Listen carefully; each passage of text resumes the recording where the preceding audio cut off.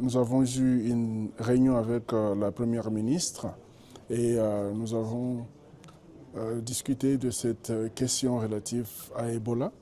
Nous savons que c'est une crise assez complexe, mais le pays dispose déjà d'une vaste expérience dans la lutte contre le virus et nous sommes certains que nous serons à mesure de pouvoir contenir cette fois également cette épidémie.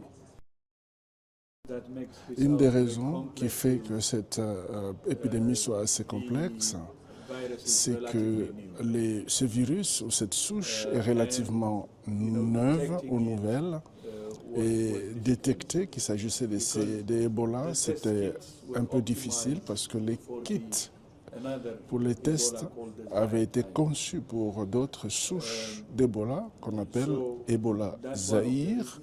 Voilà une des raisons. Mais d'autres défis, les déplacements, les conflits s'ajoutent à la complexité de cette épidémie. En même temps, la RDC, nous sommes conscients que le pays dispose de cette capacité de lutte contre Ebola et nous sommes certains que le pays pourra donc endiguer cette nouvelle vague.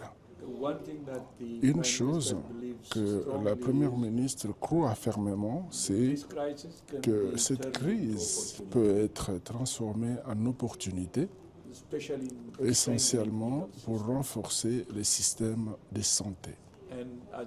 Et comme vous le savez, le gouvernement a investi de son argent dans la lutte et le gouvernement a déjà investi plus de 20 millions de dollars, ensemble avec l'appui qui vient des partenaires. En utilisant ces financements d'une manière à renforcer le système de santé, ce sera un avantage. Et je soutiens ces points de vue. Puisque en luttant contre Ebola, nous profitons de renforcer le système de santé, ce qui sera profitable à la population de Ituri et partout ailleurs. Voilà un autre point dont nous avons parlé. Et je serai à Bunia demain pour voir de visu la situation qui se passe sur place. Et j'ai donné toutes mes garanties à la Première ministre que du côté de l'OMS, nous sommes prêts à apporter le soutien nécessaire. Vous avez tout à fait raison. Pour ce type de virus, il n'y a pas de vaccin ni de traitement parce que cette souche d'Ebola est nouvelle et c'est cette souche qu'on appelle Bundibugyo qui est apparue pour la première fois en Ouganda en 2007. Deuxième épidémie, c'était en 2012 à Isiro en RDC.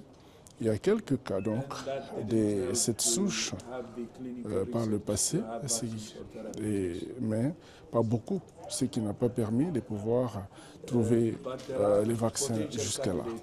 Mais il y a quelques vaccins candidats qui peuvent être utiles pour traiter et ces vaccins seront testés pendant cette vague épidémique.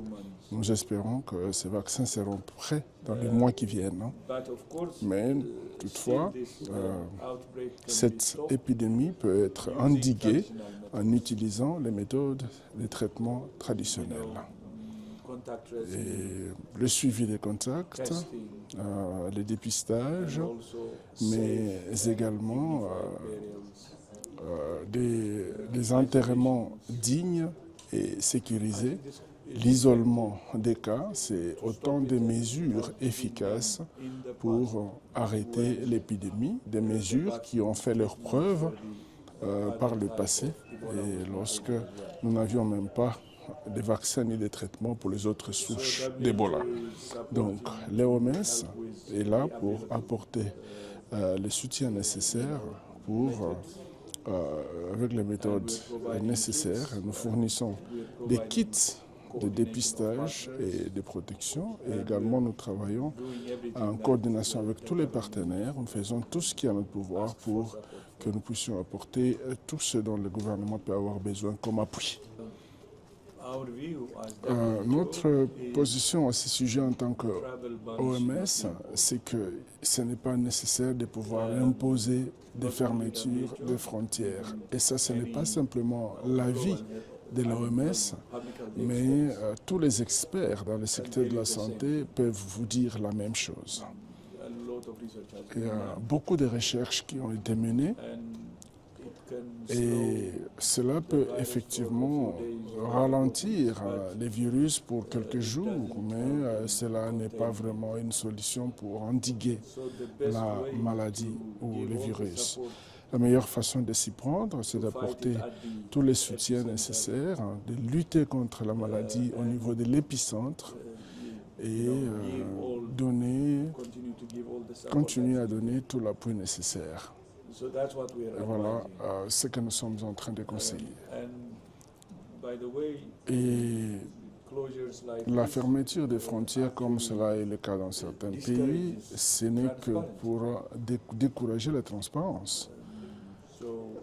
Donc, la RDC est en train de rapporter de manière transparente la situation et donc pour montrer que même si je suis au courant qu'il y a les virus dans le pays, mais je suis ici à Kinshasa et je suis en train de partir à Bunia. Et donc, ça veut dire que c'est une situation où c'est une maladie gérable.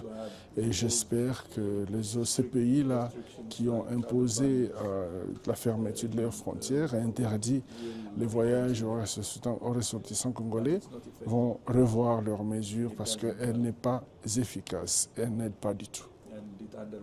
Et cela même a un impact sur la transparence.